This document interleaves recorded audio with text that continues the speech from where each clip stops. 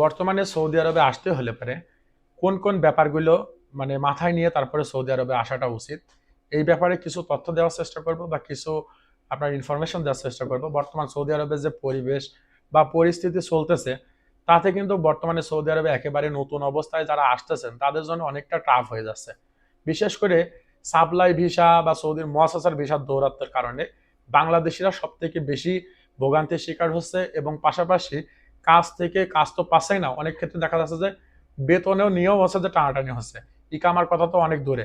বর্তমানে সৌদি আরবের ভিতরে যে ব্যাপারগুলো রয়েছে সেটা হচ্ছে যে আপনার কিন্তু বর্তমান সৌদি আরবের ভিতরে প্রচুর পরিমাণে লোক আছে। আপনার লেবারের কিন্তু খুব একটা চাহিদা নাই। বাংলাদেশ থেকে বেশিরভাগ যে সমস্ত লোকজন আসে, অধিকাংশই দেখা যায় যে কিন্তু লেবার ভিসাতে আসে। কিন্তু কথা হচ্ছে যে সৌদি আরবে কিন্তু লেবারে কিন্তু বর্তমান ওইভাবে আর চাহিদা নাই। কারণ একটা সময় ছিল সৌদি আরবে কিন্তু কারণ লেবারদের খুব চাহিদা ছিল, কাজেরও খুব ভালো ডিমান্ড ছিল। একটা মানুষ দেখা যাচ্ছে মোটামুটি ভালো টাকা ইনকামও করতে পারতো, কোম্পানির ডিউটি শেষ করে নিজেও বাইরে কিছু কাজ কাম করতে পারতো। বর্তমানে কিন্তু এগুলা একেবারে উঠেই গেছে। কারণ সৌদি আরবের শ্রম আইন বলে আপনি যে কফিলের আন্ডারে আসছেন, যে কোম্পানির আন্ডারে আসছেন, আপনাকে সেখানেই কাজ করতে হবে। আপনি বাইরে কোথাও কাজ করা অবস্থায় যদি মক্তব আমিলের হাতে ধরা পড়েন বা পুলিশের হাতে ধরা পড়েন, সেক্ষেত্রে কিন্তু সৌদি আরবের শ্রম আইনটা হচ্ছে যে লঙ্ঘন করা হয়।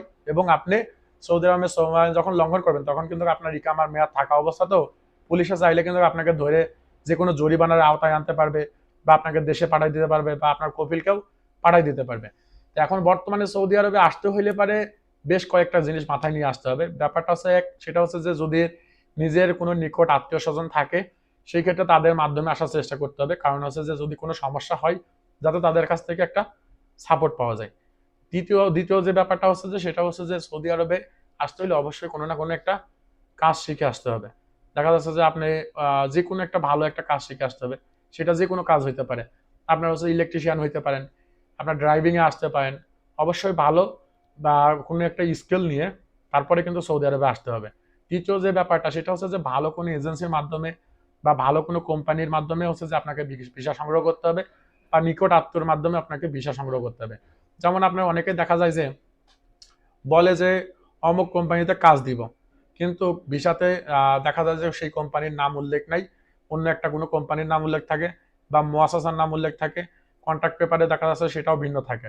মূলত কথা হচ্ছে যে ভাই আপনি যেখানে আসবেন অবশ্যই সেই কোম্পানির ভিসা হওয়া লাগবে, এবং কন্ট্রাক্ট পেপারটাও সেই কোম্পানির হওয়া লাগবে। আপনি যদি বলে অমুক আলমারাই কোম্পানিতে নিয়ে আসবে, এখন দেখা যাচ্ছে আপনার ভিসাতে দেওয়া আছে সানাবিল, অর্থাৎ অন্য একটা কোম্পানির বা শরিকার নাম। সেক্ষেত্রে এটা দেখে বোঝা যায় বা স্পষ্ট এটা বোঝা যায় যে আপনার অরিজিনাল কোনো কোম্পানির এটা ভিসা হচ্ছে না, আপনাকে কোনো সাপ্লাইয়ের মাধ্যমে নিয়ে আসা হচ্ছে। আনার পরে তারা চেষ্টা করবে হয়তো যে কোনো জায়গায় আপনাকে কাজে ঢোকানোর জন্য। যদি না পারে সেক্ষেত্রে আপনার ইকামাও হইতো না বা কোনো কিছু হইতো না। এই ক্ষেত্রে বেশিরভাগই দেখা যায় যে ইকামা হয় না, বা দেখা যাচ্ছে কফিলদের সাথে এইভাবে ইকামা চুক্তি থাকে না। এবং আর একটা ব্যাপার হচ্ছে যে আপনার আপনার কফিলকে বা আপনার এটা আপনি নিজেও কখনোই জানতে পারবেন না। কারণ যেহেতু আপনি আসছেন, আপনি আপনার কফিলকে চেনেন না, আর আপনি যে কোম্পানির কথা বলে আনছে সেই কোম্পানিও নাই, সেহেতু আপনি আর এখানে আসার পরে কফিলও খুঁজে পাবেন না, আপনার ইকামাও হবে না। তো সৌদি আরবে আসতে হইলে বর্তমানে যে পরিবেশ 2026 সালের এখন, অবশ্যই কোনো কাজের উপরে স্কিল সম্পন্ন হয়ে আসতে হবে। চেষ্টা করতে হবে যে ভালো কোনো কোম্পানি দেখে আসার জন্য। এবং আরেকটা জিনিস দেখতে হবে সেটা হচ্ছে যে কোনো নিকট আত্মীয়র মাধ্যমে ভালো কোনো ভিসা সংগ্রহ করার জন্য। এজেন্সির কথা বা দালালের কথার উপরে ভিত্তি করে ভিসা সংগ্রহ না করে আপনার দেখা যাচ্ছে যে ভালো কোনো এজেন্সি বা দেখা যাচ্ছে ভালো আপনার আত্মীয় স্বজন যদি থাকে তাদের মাধ্যমে ভালো কোনো কোম্পানির ভিসা সংগ্রহ করতে হবে। ভিসা যে কোম্পানির পাওয়া যায় না এটা না, বাংলাদেশে কিন্তু অনেক কোম্পানির ভিসা পাওয়া যায়। আপনাকে দেখে শুনে যাচাই করে তারপরে নিতে হবে। আর সব থেকে বড় কথা হচ্ছে যে আপনি ভিসা যত ভালো কোম্পানি নেন, আপনাকে অবশ্যই কোনো কাজের উপর দক্ষ হয়ে আসতে হবে। শুধু লেবারের উপর যদি আপনি করে যদি আসেন সেই ক্ষেত্রে কিন্তু আপনার মানে এটা হতো না।